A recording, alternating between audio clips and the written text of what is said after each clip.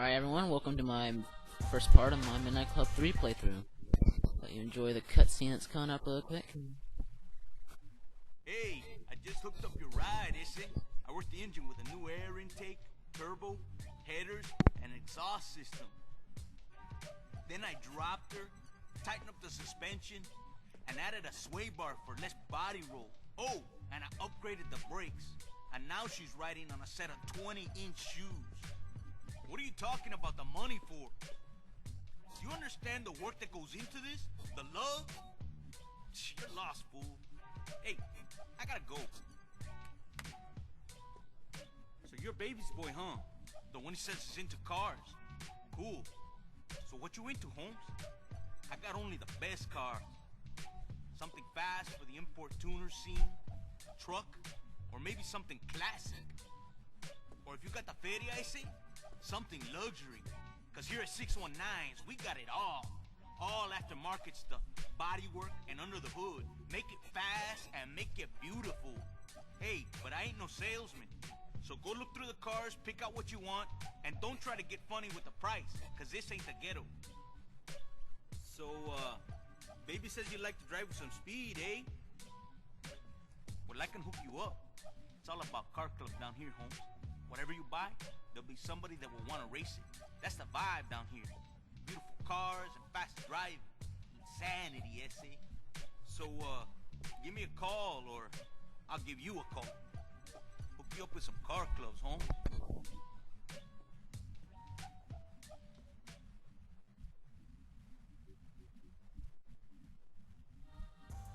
Go to one of them fool mechanics if you want to buy, sell, a ride. Once you got a ride, you can trick it out in all kinds of ways without having to buy it again. I love how their tutorials are spoken in the guy's dialect. It's a good win, them fool mechanics. I find it funny. It's a good way to get the point across and still make it enjoyable. Bumpers, spoilers, hoods, and rims can all be switched up in the body shop. Let your imagination go wild. Now get the hell out of here and start driving.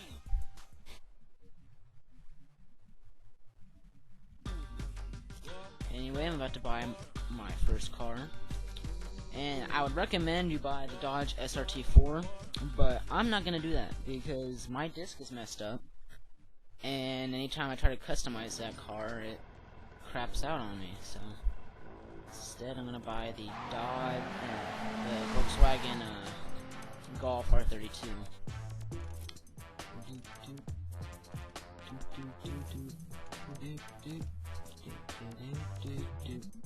Leaves me with $250 to spare. Start out with 22,000.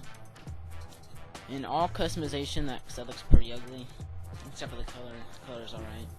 Yeah, all customization is going to be done off screen except for performance upgrades, because usually you want to get your performance upgrades as soon as possible. But right now I'm not able to upgrade anything, so I'm not going to. Instead, I'm going to exit the garage and jump into my first race. You automatically start in a race called Rites of Passage. Welcome to Open City Racing. It's an ordered race, which means it's basically just gotta go to each of the yellow flares, as he calls them, in order, and then eventually you'll get to the red flare, which is the final thing, and you'll win.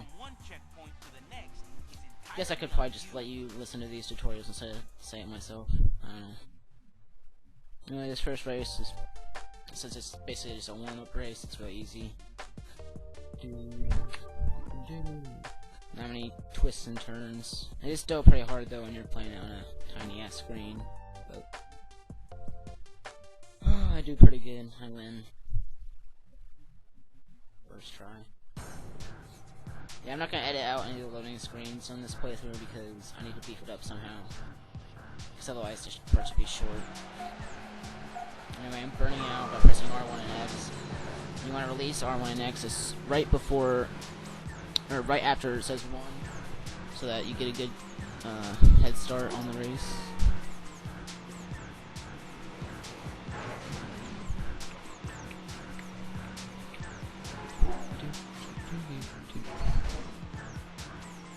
I really like the handling in this game because it's easy. It's not really realistic, I guess, but at least it makes it more fun.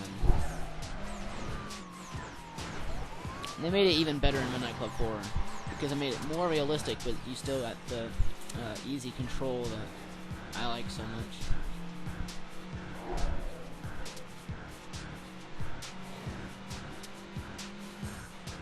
Yeah, I really like Midnight Club 3. I would definitely recommend you buy it because it is so amazing in so many different ways. You can take that ramp if you want, but I don't. Yeah, the customization is so in-depth. The speed of the game is awesome. You really feel like you're going fast. I love the handling. The cars are, for the first time in the series, real. Yeah, I got introduced to the series by who else but my friend Keith, who also introduced me to Kingdom Hearts. When he had Midnight Club, the original, and of course I was not even close to as realistic as Midnight Club 3, but oh, we had so much fun playing that. We'd always play tag, and do what we called roof jumping, which basically ramp onto all the roofs in the city trying to get away from each other. And it's so funny though, because it was the first game was so glitchy that we'd find out glitches and like jump off a ramp, hit a wall at just the right angle, and like go through the wall, so the other person would be able to find the other. But yeah, it was fun. Races can be selected by pressing the left or right directional buttons. Midnight Club 2 is probably the lag in the series. It's pretty good, but and they try to make it realistic, but they didn't make the cars real. Point to the race start or cruising racer. Now get out there and race, fool. Yeah. Alright, I'm gonna end this part of the playthrough with a simple. Well, I'm just gonna go look for the first racer, and before I start the race, I'm gonna pause and finish the playthrough, or this part of the playthrough. Carlos will be the person I'm racing, and we'll race him in part 2 of this playthrough.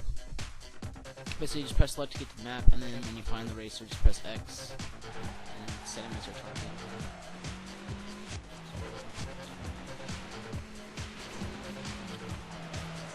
Also, the graphics were amazing at this point in video gaming history.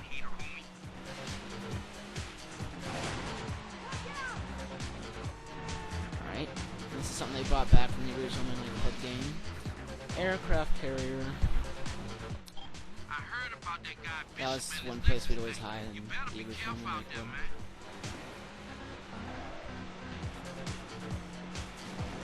Actually, I don't know if the aircraft carrier is in Midnight Club 2 or not. Probably should go look that up. Because otherwise it would just be a continuous thing instead of bringing it back from the first one. Well, anyways, that concludes this part of playthrough. See you in part 2.